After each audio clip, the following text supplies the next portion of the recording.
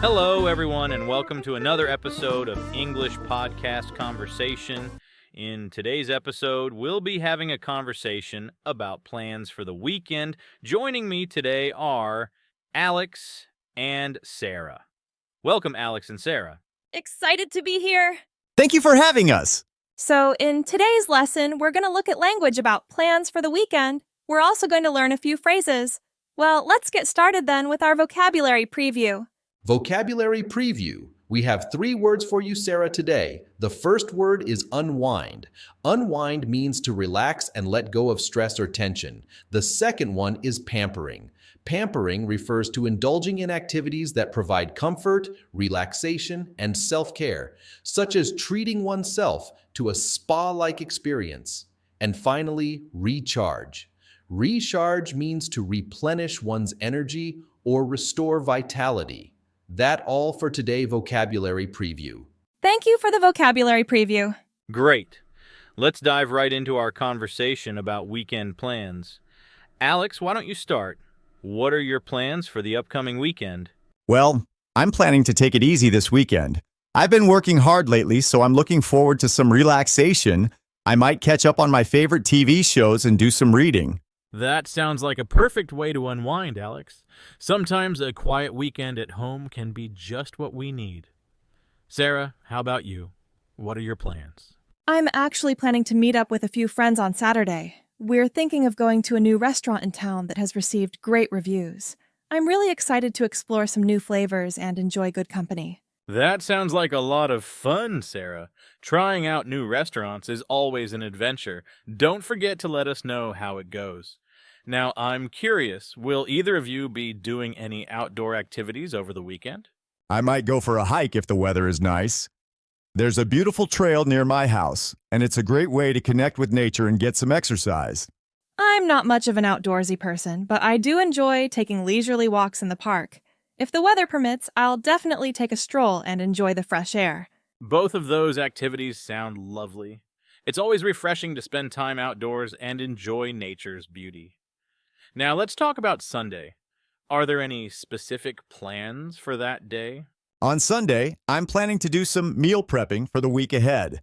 I find it helpful to prepare some healthy meals in advance, so I don't have to worry about cooking during busy weekdays. Sunday is usually my self-care day. I like to relax, do some yoga, and maybe indulge in a little pampering, like a face mask or a bubble bath.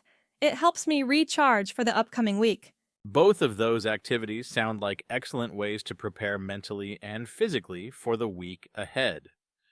Taking care of ourselves is crucial.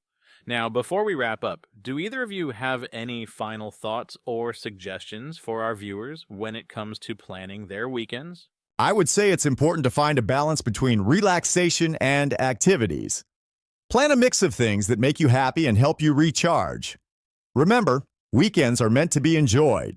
Absolutely. And don't forget to be flexible with your plans.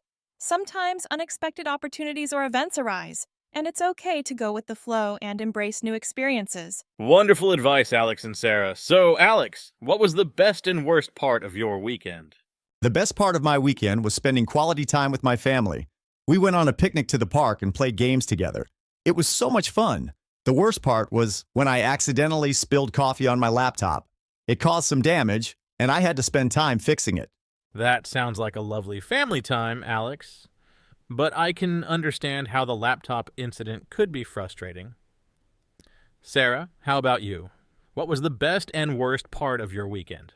The best part of my weekend was attending a live concert. I love music, and seeing my favorite band perform was an incredible experience. The worst part was when I got caught in heavy traffic on my way home from the concert.